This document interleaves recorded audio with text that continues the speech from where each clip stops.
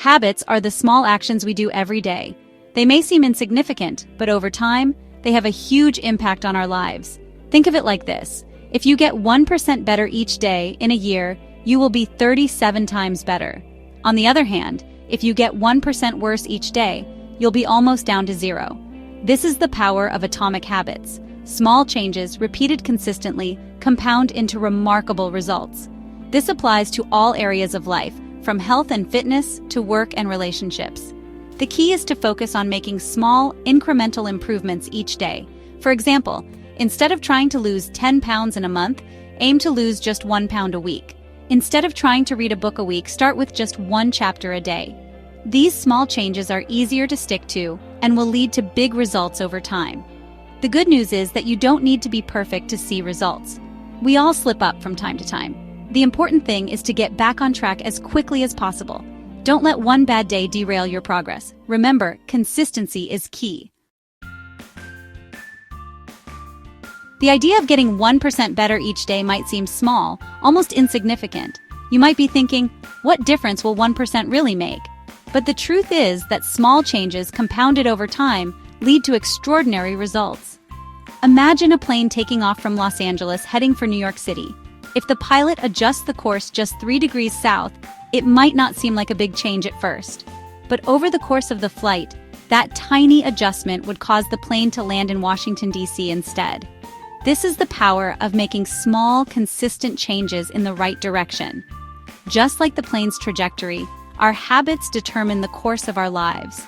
By focusing on getting 1% better each day, we set ourselves on a path toward achieving our goals, even if those goals seem far off or difficult to reach. The reverse is also true. Just as positive habits compound over time, so do negative ones. A small bad habit, repeated day after day, can have a significant negative impact on our lives. That's why it's crucial to be aware of the small choices we make each day and to strive for continuous improvement, even if it's just 1% at a time. This principle applies to all areas of life. Whether it's improving our health, our relationships, our finances, or our skills, consistent small improvements will lead to remarkable progress over the long run. Remember, the key is not to focus on perfection, but on making progress, one small step at a time. Many people focus on setting goals, but the real key to success lies in building systems. A system is a collection of habits and routines that support your goals. Instead of focusing on the outcome, focus on the process. Think of it like building a house. You don't just wish for a house to magically appear. You need a blueprint, materials, and a step-by-step plan to build it. Similarly, achieving your goals requires a system. For example, if your goal is to write a book, your system might include writing for 1 hour every morning, attending a weekly writing group, and reading books in your genre. These habits, when performed consistently, form the foundation for achieving your goal. The beauty of focusing on systems is that even if you don't achieve a particular goal right away, you still make progress and build valuable habits. Systems help you stay consistent and keep moving forward even when motivation wanes. Remember, goals are about the results you want to achieve. Systems are about the processes that lead to those results. By developing effective systems, you create a framework for success and make it easier to reach your goals over time. To understand how to build good habits and break bad ones, it's helpful to understand the 3 layers of behavior change: outcomes, processes, and identity. Outcomes. This is the most superficial level of change. It's about changing your results, like losing weight, getting a promotion, or writing a book.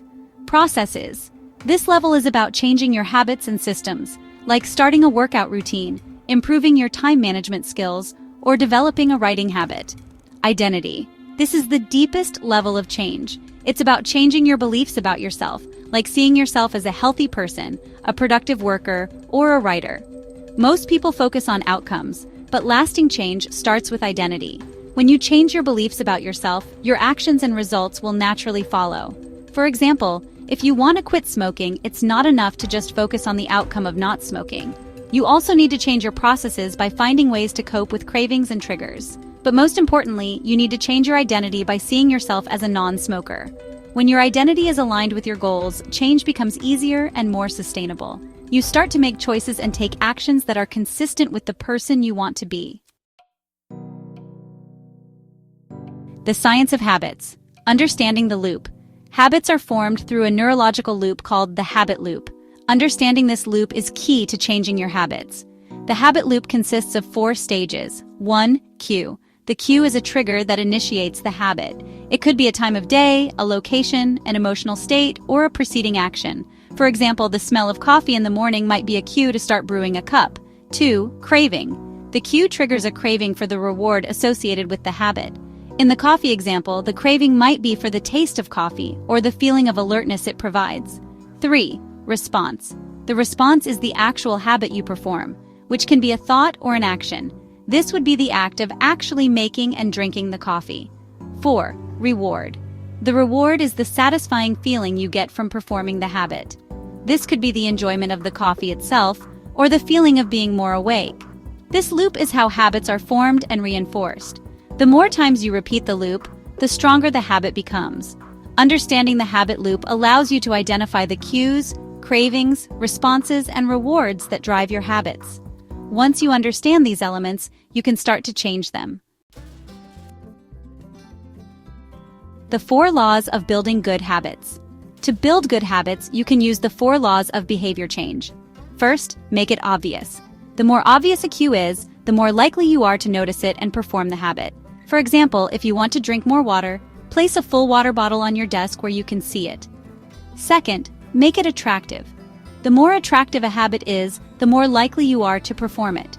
You can make a habit more attractive by pairing it with something you enjoy. For example, if you want to start exercising in the morning, listen to your favorite podcast while you work out. Third, make it easy.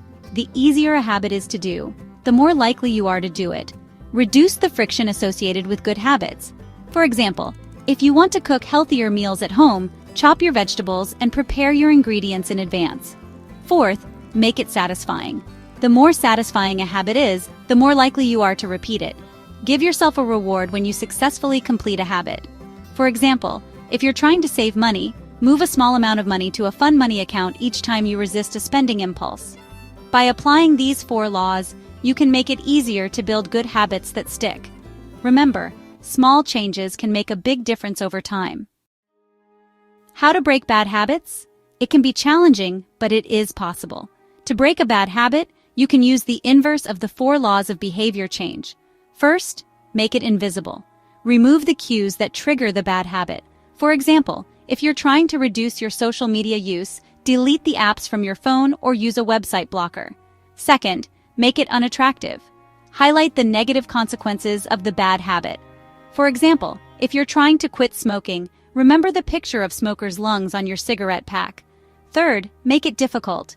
Increase the friction associated with the bad habit. For example, if you want to watch less TV, unplug it after each use. Fourth, make it unsatisfying. Make the bad habit less rewarding. For example, if you're trying to break a sugar habit, find a healthy snack you enjoy just as much. It's also important to be patient and kind to yourself when breaking bad habits. It takes time and effort to change ingrained behaviors.